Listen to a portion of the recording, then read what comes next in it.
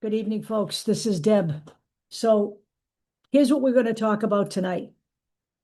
A couple people have asked me in the comments, uh, do I think Christie Sides got a fair shake? The short answer for me is no, I don't. So let me give you just my perspective based on what I've observed, the things I've read, and just the overall situation with Caitlin Clark coming into the league. So we all know that the year before Caitlin Clark came out as the number one pick for the Fever, the Fever's number one pick was Aaliyah Boston, another elite player, power forward slash center, who was also the rookie of the year before Caitlin Clark. But that wasn't enough to make Christie Sides a dominant coach. Okay, she needed other players besides Aaliyah Boston and Kelsey Mitchell, who has been laboring with the substandard Fever team for years, and we all know that we would love Kelsey Mitchell to have a championship. Okay, 8 years with the Fever, devoted her time to the Fever. Okay, when she could have walked away. So in comes Caitlin Clark. She's a rookie. She comes right in from college, almost no time off whatsoever, coming to a new city and having to get herself adjusted. So here's what I think. In the first half of the season, dumping all of that pressure on Caitlin Clark to run the team, I believe maybe Christie Sides thought that was a lot to dump on a rookie, 22 years old, coming out. Okay, a point guard, an elite point guard. Making the switch from college to the pros is not easy, okay? And I think what you saw after the All-Star break and after the after the Olympic, snub of Clark, which we will talk about in a separate video, was a coach who finally said to herself, okay, let's see what this girl has. And maybe having given her, 20 or so games under her belt to get adjusted, took a chance on Caitlin Clark because, as Lisa Bluter, her coach in college, said, sometimes you just have to let Caitlin be Caitlin. This was not a mistake on Christie Sides' part, okay? This was the best of all possible moves because Caitlin Clark energized that team. And Caitlin Clark was fun to watch. And Caitlin Clark made every single player on that team better. Okay? She opened up things for Kelsey Mitchell. She literally built the most dominant pick and roll relationship in the WNBA with Aaliyah Boston. It remains dominant today. It's just not being utilized properly. And that's, again, my conversation about Stephanie White. So what happens when this comes about? By the way, let me just say something about Katie Lou Samuelson, okay? She was on last year's team, and Caitlin Clark fed her the ball plenty, okay? And she got things done, all right? So I think Christie Sides made the right move by turning the team over to Clark. Let it be Team Clark. Let her run the floor. She is a floor general. She was the floor general at Iowa, and she's perfectly capable of being the floor general in the WNBA. She proved that last year. The girl broke 62 rookie records. So when people tell me I can't call her the GOAT, I don't even listen to that. I can most certainly call her the GOAT, okay? But I digress here. What we saw was the Fever get themselves into the playoffs for the first time in I don't know how many years. A lot, okay? I don't have the exact number off the top of my head. Should I have looked it up? Probably. But there was a big drought between playoff appearances for the Fever. Now they get knocked out in the first round. Okay, but that was a start. I don't think anybody should ever have expected the Indiana Fever to go to the championship round in 2024. I think that would have been some kind of unrealistic expectation. But they certainly did come a long way once they added Caitlin Clark to the roster, okay?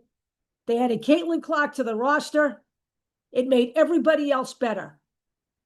She built a relationship and a playing relationship with Aaliyah Boston.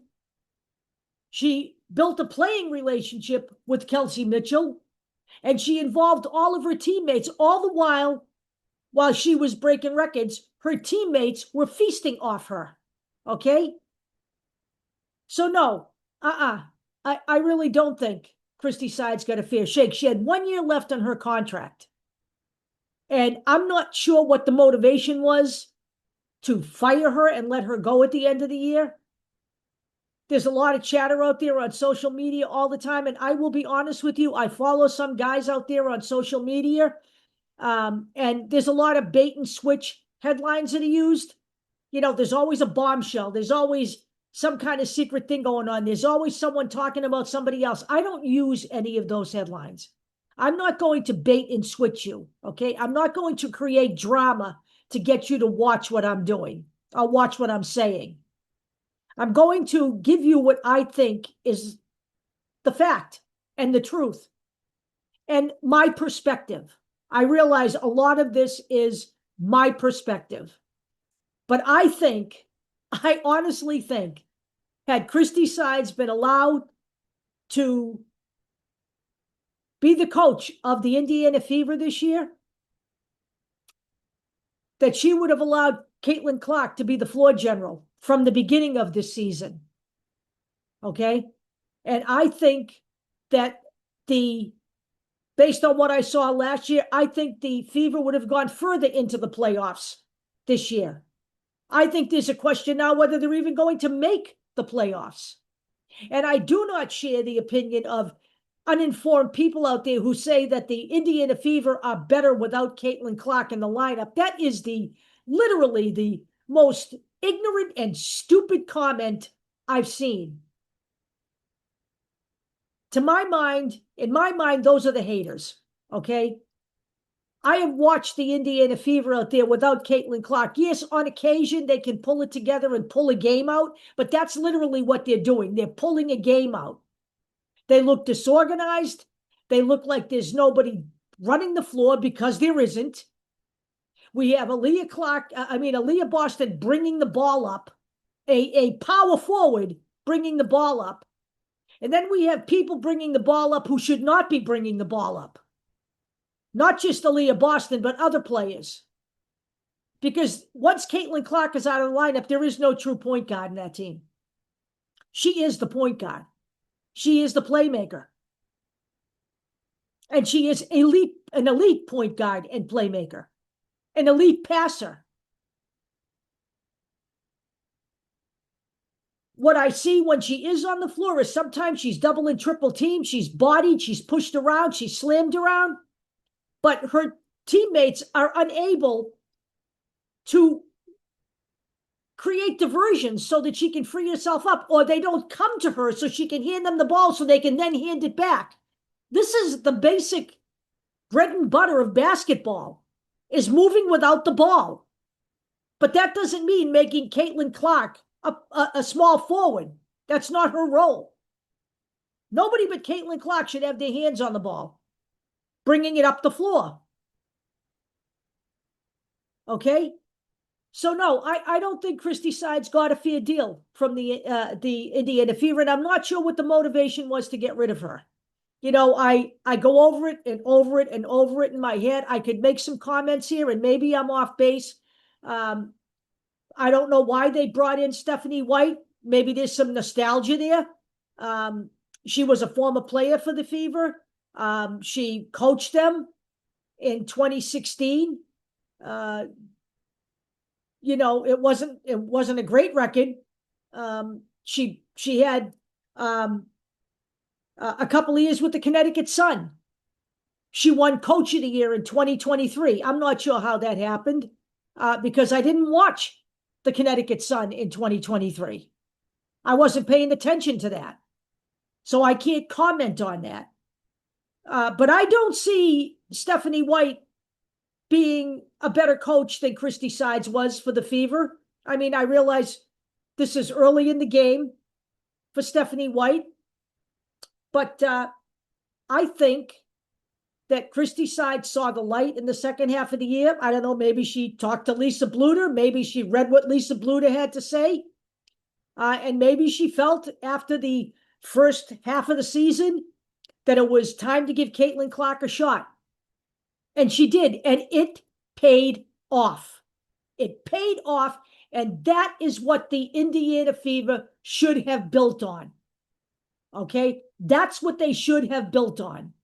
They should have built on their accomplishments in the second half of 2024 rather than bringing in the new coach, changing all of their offensive tactics. Could the Indiana Fever have learned how to play better defense? Absolutely. Absolutely. And at one point this year, they had the second best defense in the league, but their offense is a mess. It's confused. It's discombobulated. Nobody truly knows their roles because Stephanie White is shifting their roles every night based on what their opponent is doing. That is not, in my mind, consistent basketball. Looking at who the opponent's putting on the floor and then picking and choosing players off the bench to fill roles against those other players. I don't see that. You have an established rotation and you stick with it. Okay? I don't really see her working to fit Michaela Timpson, who certainly should have gone in the first round. The Fever was lucky to get her in the second round. And they need to be bringing her along. They should have Aaliyah Boston tutoring her. She is a power forward. But I don't see any of that. And I don't see that the Indiana Fever have built off what they learned in the second half of 2024. They are now, right now, I think a game and a half from being even in the playoffs. In the second half of this year, they are going to need to haul some ass to get there. And you know what? I'm going to say this. They're going to need Caitlin Clark to get there. There is no question in my mind. Will they be able to pull out some games without Caitlin Clark? Yeah. But to make the statement that they're a better team without Caitlin Clark is sheer and utter bullshit. I'm calling that bullshit. And that's where I stand on the Christie Sides issue. No, I don't think she got a fair shake. So that was the question. That is my answer. And I don't think that the Indiana Fever are heading down the right path right now. Now, I could be proven wrong in the second half. We're just going to have to wait and see how that plays out. We're just going to have to see how that plays out. So a little bit of housekeeping before I go. Anybody who has questions for me, I am going to really try to keep on top of the comments. I do look at the comments as much as I can. I also have an email. It is posted on the video page. Anytime you want to send me an email, you can feel free to do that. I will check my emails and I will answer them. If you have suggestions and questions that you'd like me to address, just leave them there and I will do my best to get to them. Also, there is a little section on the video page called posts. I am posting in there, okay?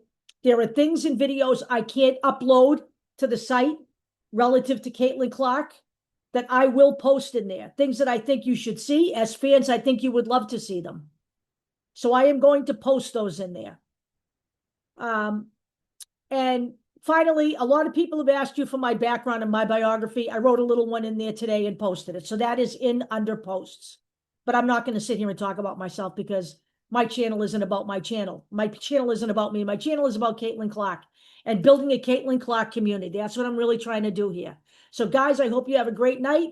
I am going to tell you that we are going to talk about the notion of physicality. I'm going to try to get to that tomorrow. I am working again, but I will do my best to get to it tomorrow night when I get home from work, or maybe if I can put it together in the morning before I leave for work, I will do that. But it is coming up next. I have videos that I want to show you as a part of this the next video.